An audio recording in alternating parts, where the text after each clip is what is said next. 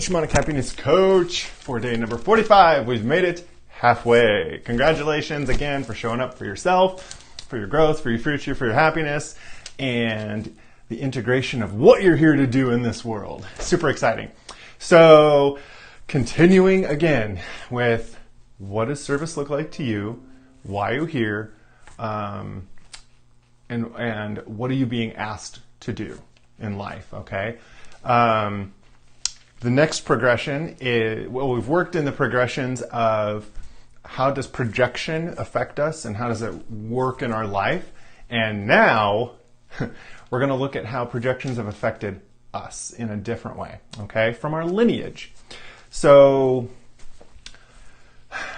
the biggest questions that I'm bringing in for today are, I'm going to read this guy so I get it right. How were your expected traditions and ways of living projected onto you? So how and why are you doing what you're doing based on your lineage, okay? What responsibilities does your lineage carry that you've been asked to uphold, and why? Like, why are you being asked to continue these traditions or other habits? I'll get into that in just a second. And then the question is, like, did they enhance or diminish your life? Are you living somebody else's expectations or story is the bigger question too. And when we dive into this kind of a question and examine this type of projection onto us, we really get into this like, oh, this is what I'm here to learn. This is what I'm here to grow through. This is what I'm here to bring into the world, so to speak. And let me give you a couple examples. When we think about the tradition of lineage, you can define that in a myriad of ways. For me, it's interesting because I've thought about, like, how does my lineage, or what is my lineage asking of me to do? And for me, I have one side of my family that's very military, and then the other side of my family who, for the previous generation, not my generation, the very previous one, decided to not do that. Both, though, the grandparent level have military traditions, and I'm kind of, for me, I'm like, wow, that doesn't align with me at all. And I go, why? Why is that? And then on one side, I have the previous generation, family members who are vehemently against any conflict or war and things like that. I wasn't really raised to appreciate one or the other. From my perspective, my understanding of the world has been based on a lot of very personal experiences, few guidance and things like that. Most of it has come from mentors that are not in the physical form, like through books. Well, they were in the physical form, not in front of me, like books or exploring philosophy. And I started meditating at a very young age, so I had a very big metaphysical influence in that space, and that is kind of a tradition, but not really. Okay, so for me, I have a very large tradition in my family of being involved in conflict of some form, right? And for me, that projection, I can see where it has manifested in me and where it's taken me in my life. I notice that I have a temper, and there are, how do I say? There's a lot of determination that I have. And I believe that has been an influence of lineage. So that's an interesting perspective to have, right? Where for me, though, I am also very against war and conflict and whatnot. So it's interesting to see the evolution in that. So I ask myself, wow, my lineage has been here to project onto me certain things. And for what I can tell, they have been to enhance my life, because I've gone into a direction that is extremely expanding and beneficial for me. I've examined a lot of ways of being, and they didn't resonate. So I chose not to engage in those things. On the flip side, a lot of my lineage has also been in lower economic standing, so to speak. And when I look at that, I go, wow, that lineage certainly has affected my life for one way, the good, but it has shown me a lot of diminishment with experiences and things at a younger age. And so when I look at the future and how I'm supposed to learn through that, I healed that projection, and I no longer operate in that frequency. So a lot of my lineage has been really there for the benefit of me, and that's how it's been projected onto me. We can even go so far as looking at the lineage of political ideology. Okay, my family happens to be very nonpartisan. Well, when I grew up, it was very nonpartisan. I didn't get to hear a lot about politics until I was really in my 20s or so, like in college, when most other people are encouraged to participate. But I was never encouraged to do that.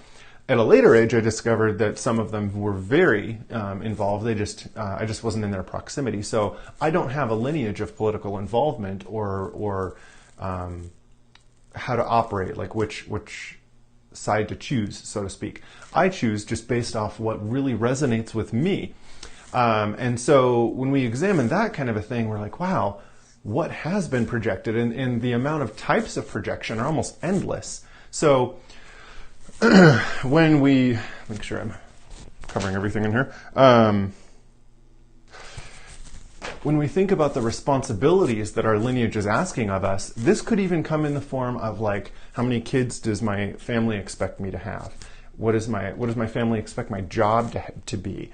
What does my family expect my personality to be? Right? Maybe there's parts of our lineage that are diminishing the fuller expression of our personality. Being a gay man, it was very interesting to discover that there was a lot of support in my lineage for me expressing who I am, and that was very fortunate because there was no expectation projected onto me from my lineage. So very powerful in that. So those are a lot of examples.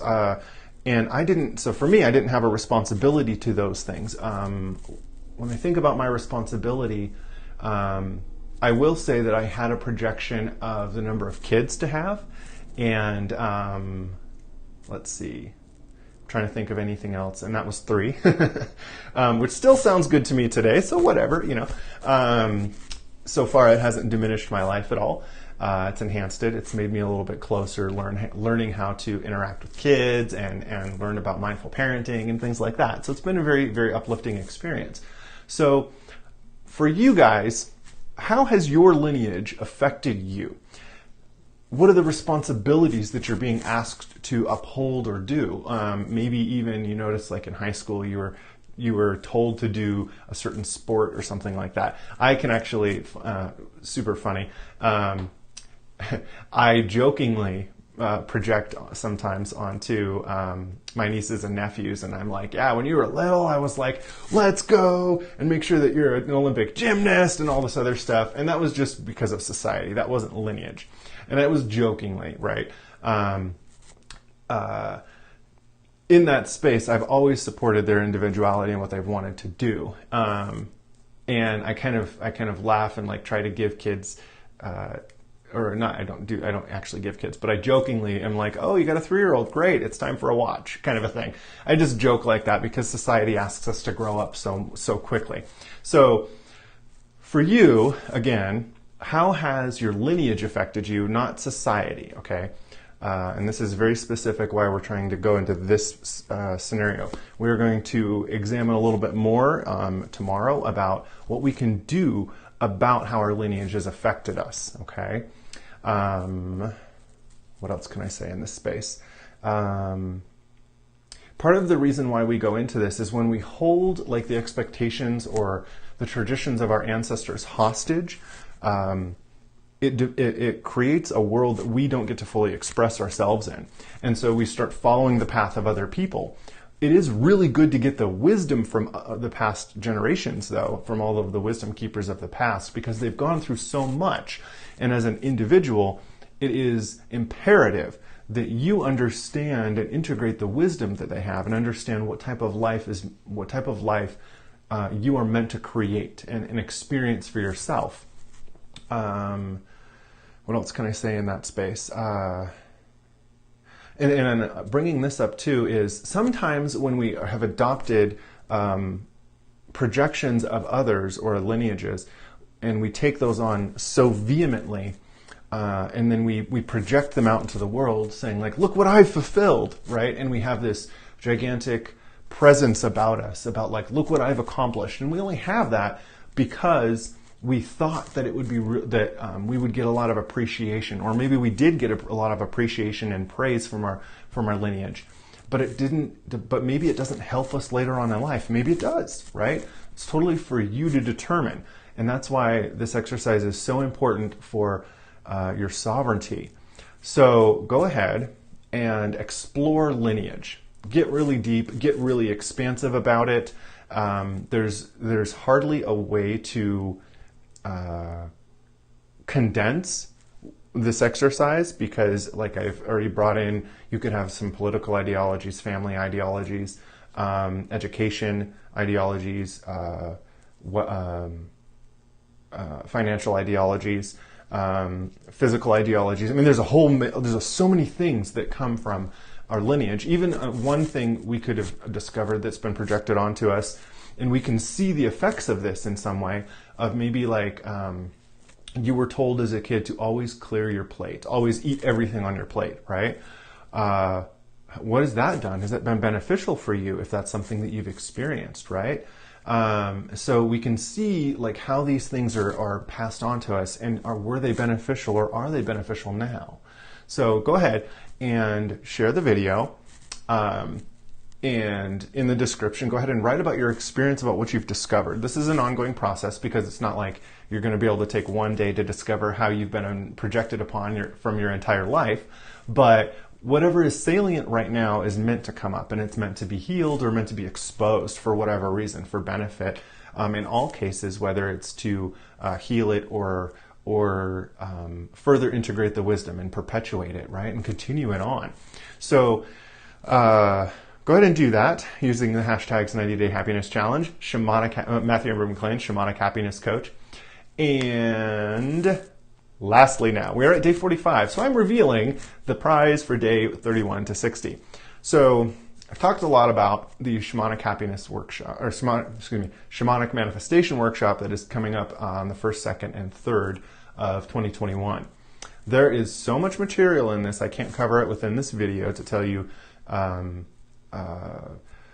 entire extent of it. You can look at the description to give a good summary, but there's a lot of us exploring how we're showing up, much like this exercise, but a little bit further and deeper. We gain the knowledge to understand how our subconscious is controlling us, and we get the knowledge of how has the projections of society, so to speak, affected our life even. So an example is, do we have patterns based on, let's say, ways that we think the world is supposed to operate, okay? And then we can look into science and also tradition and examine how those things have affected us, and if it's for our greatest and highest good. And is this even the world that we want to create? Is this what I'm here to do, right?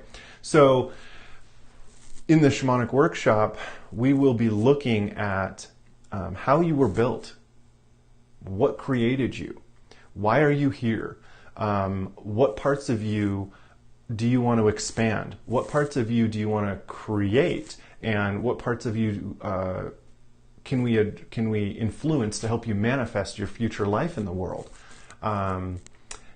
So the first 2 days go over things like that, and I give you the tools, shamanic tools, to understand that we don't have to go through life learning hard lessons. We can ask for helpers, and that's super powerful, because I would much rather, let's just use an arbitrary example, initiate a way of helping that would prevent catastrophe, right? If maybe I'm going through a process, and in the past, in order for me to learn a lesson, I really did have to play whack-a-mole with the universe, and they won, right? And what if I want to get out of that cycle? That's what a view of shamanism can do for you, is understanding the raw reality of the help that's around us, and the beauty of how our triggers and our shadow show up for us, and the beauty of what life and everything around us has to teach us. So we're going to be learning fire ceremony and what that does. We're going to be learning about a couple other things, but journeying, how we can journey with helpers. We're going to be learning about possibly sand paintings and things, various tools that just help to facilitate movement of energies and movement of life experiences, of growth. And then we're also going to be understanding the value of doing a cacao ceremony, very fun, and utilizing medicines like that. And then on the third day, we go over what it's like to have energetic support on a different level, where you get to directly influence it. So that's a Reiki workshop. It's a Holy Fire 3 Reiki 1 and 2 workshop. So you will be emboldened with energetic help, and I will teach you what it is like to utilize Reiki and these universal life force energies. Super powerful. Really, the entire package of these 3 days. I did the tallies of it, and what I discovered is that the workshop is worth over $2,400 in content and the experience, just the time that we are spending together, and how much how long it would take for you to do the acquisition of all this knowledge over time, kind of a thing. And I'm going to put it into 3 days and then present it to you in a way that's extremely easy to digest. I'm getting rid of the fluff and getting really to the nitty-gritty of things.